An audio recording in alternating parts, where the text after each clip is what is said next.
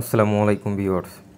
Google photos থেকে কিভাবে আপনার ফটোগুলা বা ভিডিওগুলা ডিলিট করবেন এবং কি করলে পরবর্তীতে আপনার অনুমতি ছাড়া কোনো অবস্থাতেই অটোমেটিকলি আপনার গুগল ফটো থেকে ড্রাইভে অথবা জিমেইলে ফটোগুলো আপলোড না হয় সে বিষয়টা আমি দেখাবো।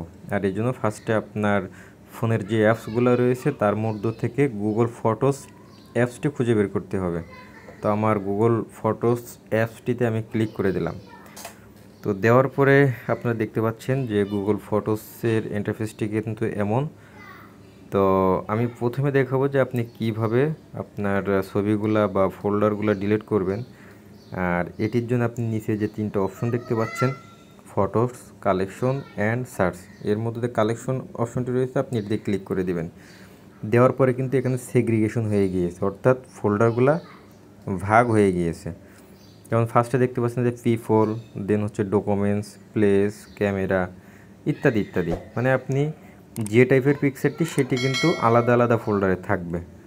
তো এখন দেখুন, আমি যদি কোনো ফোল্ডার সহ ডিলিট করতে চাই, তো সেক্ষেত্রে আমি কি করব, যে ফোল্ডারটি ডিলিট করব আমি সেই ফোল্ডারটিতে ক্লিক দিয়ে দেবো। তো ধরুন যে আমার এখানে ব্লুটুথ ব্যাকআপ, এই ফোল্ডারে আমি এটি ফোল্ডার সহ ডিলিট করব। তো সেক্ষেত্রে আমার ফোল্ডারে একটি ছবি রয়েছে।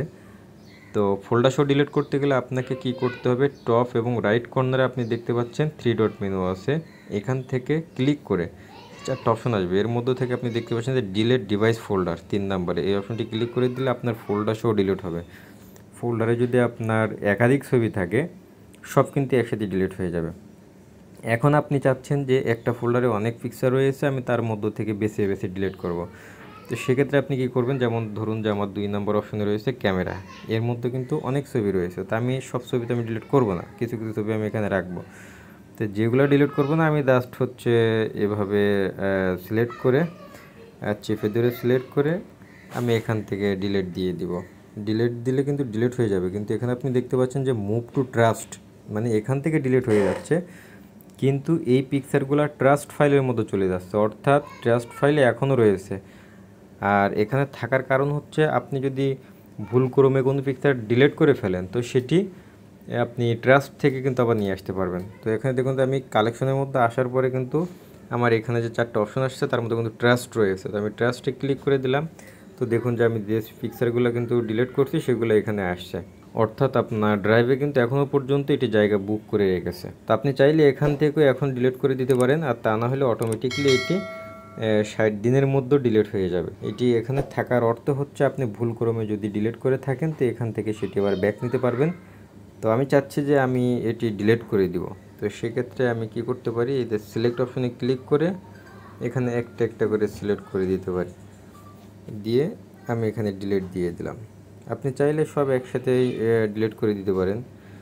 তো এখন আমি একটু ব্যাকে আসব, আসার পরে ভিডিও আপনি কিভাবে ডিলিট করবেন। তো একইভাবে এখানে যে কালেকশন রয়েছে, কালেকশনের মধ্য থেকে আপনি নিচে দেখবেন যে ভিডিওর আলাদা ফাইল সেগ্রিগেশন করা রয়েছে। তো আপনি ভিডিও ফাইলে চলে যাবেন। তো এই যে দেখুন নিচে আসা মাত্র কিন্তু আমি এখানে দেখছি যে স্ক্রিনশটের পরে ভিডিও, আপনার এটা যে কোনো জায়গায় থাকতে পারে। তো আপনি ভিডিওতে ক্লিক করে দিবেন, দেওয়ার পরে এখান থেকে যে ভিডিওগুলো রয়েছে আপনি ডিলিট করে দিতে পারবেন। তো আমি চাচ্ছি যে আমি ফোল্ডার সহ ডিলিট করব অথবা সিলেক্ট করে ডিলিট করব। তো সিলেক্ট করে হলে এখানে সিলেক্ট ক্লিক করে দিয়ে আমার যেটা যেটা প্রয়োজন আমি এখান থেকে ডিলিট দিয়ে দিতে পারবো। তো আপনারা বিষয়টি বুঝতে পারছেন।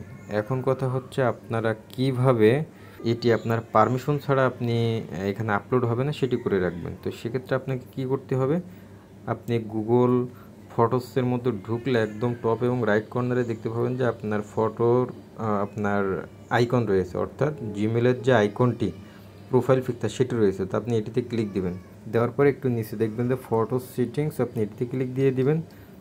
দেন একদম ফার্স্টে লেখা আছে ব্যাকআপ, ব্যাকআপে ক্লিক দিবেন। দেওয়ার পরে এখানে যে ব্যাকআপের যেটি অন করা রয়েছে আপনি এটি অফ করে দিবেন, দিলে কিন্তু আপনার এটি বন্ধ হয়ে যাবে, অর্থাৎ এখানে আর অটোমেটিকলি পিকচার এবং ভিডিও আপলোড হবে না। তো ভিউয়ার্স, আপনারা কিন্তু অনেকেই ভিডিও দেখেন কিন্তু এটিতে লাইক অথবা সাবস্ক্রাইব করেন না। তো আপনি যদি একটু হেল্প হয়ে থাকে তাহলে অবশ্যই কিন্তু আপনি এটি লাইক অথবা সাবস্ক্রাইব করে দিবেন। ধন্যবাদ।